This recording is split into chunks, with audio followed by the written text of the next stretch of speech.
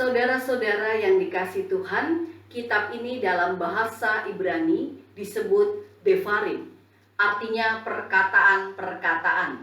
Sebutan Devarim ini diambil sebagai nama kitab ini karena di dalamnya berisi tentang perkataan-perkataan Nabi Musa dalam 3 bentuk wejangan ataupun khotbah kepada umat Israel.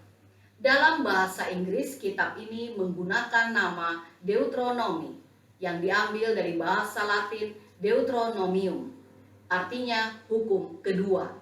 Dalam bahasa Indonesia, kitab ini disebut ulangan karena di dalamnya meriwayatkan diulanginya perjanjian, semacam penegasan perjanjian antara Allah dengan umatnya bangsa Israel yang dulu telah dinyatakan melalui Musa, lalu 40 tahun kemudian ditegaskan kembali menjelang bangsa Israel menduduki tanah Kanaan. Ulangan 29 ayat 1 secara detil mengungkapkan sebutan tentang perjanjian itu yang mencakup perkataan, pengulangan, janji, dan hukum atau perintah. Ulangan 29 ayat 1 mengatakan, inilah perkataan perjanjian yang diikat Musa dengan orang Israel di tanah Moab, sesuai dengan perintah Tuhan, selain perjanjian yang telah diikatnya dengan mereka di Gunung Horeb.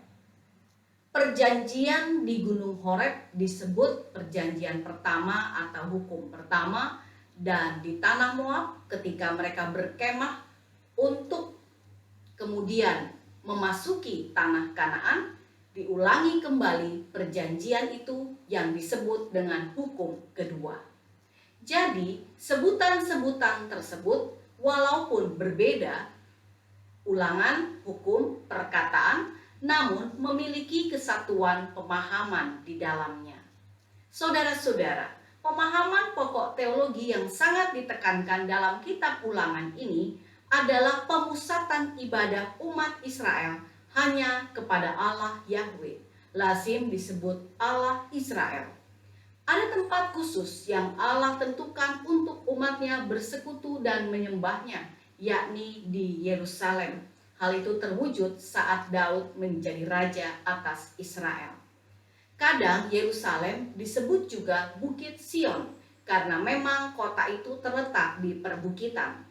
Umat Israel tidak diizinkan untuk membangun bukit-bukit pengorbanan di tempat-tempat tinggi seperti di bukit atau di gunung, karena hal itu bisa menimbulkan percampuran ritual penyembahan kepada Baal. Biasanya agama orang Kanaan membuat mezbah pengorbanan bagi Baal di tempat-tempat itu. Jika umat Israel melakukan hal yang sama, membuat mezbah pengorbanan dan ritual ibadah di situ, maka akhirnya akan terjadi sinkretisme. Penyembahan Allah Yahweh dibarengi dengan penyembahan kepada para Baal. Hal itu tentu sangat menimbulkan kecemburuan dan murka Tuhan. Lewat kitab Ulangan ini, Allah secara tegas berbicara kepada Nabi Musa agar ritual penyembahan kepada Dia harus dikuduskan di tempat khusus, agar umat Israel menyembahnya dalam roh dan kebenaran yang sejati. Saudara-saudara, nas bacaan kita saat ini diberi judul perikop, orang Israel diperingatkan supaya taat dan bersyukur oleh Lembaga Alkitab Indonesia. Di dalam teks bacaan ini ditekankan bahwa orang Israel harus hidup takut akan Tuhan, tertulis dalam ayat 12. Dengan menuruti segala perintah dan hukum, serta ketetapan dari Tuhan, sembari terus mengasihi Dia dengan segenap hati, jiwa, akal budi, dan kekuatan mereka. Penyampaian Musa itu merupakan wejangan yang harus dilakukan oleh umat Israel, supaya baiklah keadaan mereka. Musa menyatakan bahwa mereka harus memiliki hati yang mengasihi dan mengabdi kepada Tuhan. Sikap takut akan Tuhan terwujud dalam sikap kasih kepada Dia dan kepada sesama. Perhatikanlah perkataan Musa di situ, supaya mereka jangan lagi tegar tengkuk. Artinya mereka tidak boleh menekankan kehendak pribadi sebagai yang utama, melainkan kehendak Tuhanlah yang utama. Tidak lagi boleh sombong, tetapi sedia menolong sesama. Karena mereka dulu juga adalah orang-orang biasa yang tidak punya apa-apa, namun beroleh pengasihan Tuhan. Nah, saudara-saudara, kali kedua Musa sampaikan agar mereka hidup takut akan Tuhan pada ayat 20. Beribadah hanya kepada Dia sebagai satu-satunya Allah yang hidup dan kekal. Intinya di situ, umat Israel hanya diperkenankan memiliki satu Allah, Allah Israel sebagai pusaka mereka seumur hidup mereka. Allah menjadi segala-galanya dalam hidup mereka. Bayangkan, dulu kala nenek moyang mereka, Yakub dan kaum keluarganya berkisar 70 orang merantau ke Mesir untuk mencari penghidupan yang lebih baik. Dan sekarang keturunannya menjadi sangat banyak, yaitu mereka yang akan memasuki tanah perjanjian. Semua yang terjadi dan yang mereka alami adalah atas pertolongan dan penyertaan Allah. Karena itulah mereka sebagai keturunan Yakub yang adalah bangsa Israel harus takut kepada Tuhan dan tidak boleh melupakan segala kebaikannya. Firman Tuhan hari ini juga mengingatkan kita supaya kita hidup takut akan Tuhan. Mengapa kita harus hidup takut akan Tuhan? Karena kita percaya bahwa Dia adalah Tuhan Sang Pencipta. Dan Yesus Kristus adalah penyelamat hidup kita.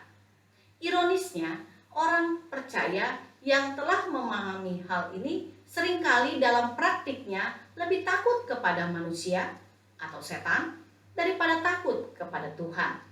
Orang percaya selalu punya cita-cita supaya masuk surga. Namun dalam kenyataan hidup, rasa takut akan Tuhan itu kurang, bahkan mungkin tidak ada. Kemungkinan hal itu dikarenakan Tuhan bersifat transcendence, jauh atau berjarak, dan invisible, tidak terlihat. Atau mungkin dalam pemahaman kita, karena Allah itu maha baik dan penuh kasih, sehingga kita merasa dapat bersikap acuh tak acuh. Toh Tuhan mengasihi kita dan Dia dapat mengampuni kita. Bisa jadi pemikiran itu ada pada diri kita, sehingga rasa takut akan Tuhan agak berkurang. Nah, saudara-saudara, melalui renungan malam ini kita semua diberikan kesempatan untuk menyadari bahwa ada perbedaan yang sangat substansial dan hakiki antara Tuhan dengan manusia, antara Sang Pencipta dengan ciptaannya. Manusia sebagai ciptaannya harus meletakkan seluruh ego, kehendak, dan hasratnya di bawah kuasa dan kehendak Tuhan. Kita harus mengikuti apa yang Tuhan perintahkan karena semua itu untuk kebaikan kita. Sudah sepatutnya kita takut akan Tuhan, yang berarti mentaati kehendak Tuhan Allah kita di dalam Yesus Kristus. Sikap takut akan Tuhan yang sangat nyata dapat kita saksikan, yaitu dari teladan Yesus Kristus Tuhan kita. Ia tunduk kepada Sang Bapa sampai akhir hidupnya di atas kayu salib. Penderitaan menjadi sebuah sarana yang ia jalani demi mewujudkan sikap tunduk pada kedaulatan Sang Bapa. Lalu apa yang ia peroleh? Kemuliaan dan kehormatan surgawi. Ketaatan Kristus pada Sang Bapa menghasilkan jaminan keselamatan buat kita, umat kepunyaannya. Sikap takut akan Tuhan adalah bentuk kasih kita kepadanya. Lakukanlah sikap hidup takut akan Tuhan, karena baiklah kita lakukan demi kesejahteraan hidup kita dengan Tuhan dan dengan sesama. Amin.